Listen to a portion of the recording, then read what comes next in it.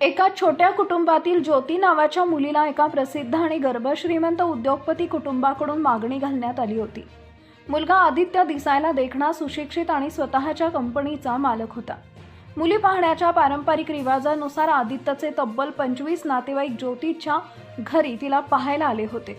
कोणत्याही मुलीसाठी हे स्वप्नमत स्थळ होतं, जिथं नोकर, चाकर, ऐश्वर्य आणि कोणत्याही कामाची गरज नसलेले आरामदायक जीवन मिळणार होते.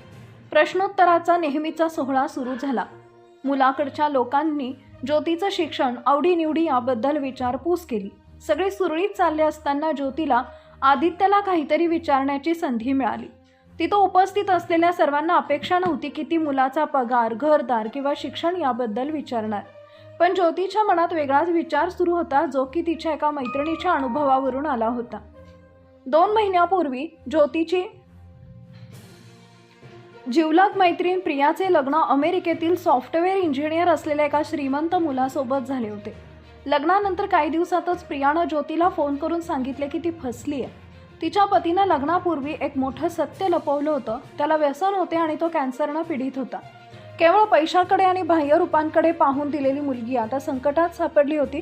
याच घटनेनं ज्योतीला विचार करण्यास लावलं की पैशापेक्षा आरोग्य अधिक महत्त्वाचं आहे आणि लग्नासारख्या दीर्घकालीन भागीदारीत कोणतीही गोष्ट लपलेली नसावी. चहा नाश्ता झाल्यावर जेव्हा ज्योतीला प्रश्न विचारण्यास सांगितले, तेव्हा तिनं शांतपणे एकच अट ठेवली. मुलगा पसंत आहे, पण मी त्याला होकार तेव्हाच देईन जेव्हा तो एका माझ्या प्रश्नाचं उत्तर देईल. मला आदित्यचा हेल्थ रिपोर्ट हवा आहे. माझ्या लग्नाचा अंतिम निर्णय घेण्यापूर्वी मी आणि आदित्य, आम्ही दोघांची वैद्यकीय तपासणी होईल आणि आम्ही एकमेकांना रिपोर्ट देऊ. ज्योतीचा हा प्रश्न ऐकून खोलीत शांतता पसरली.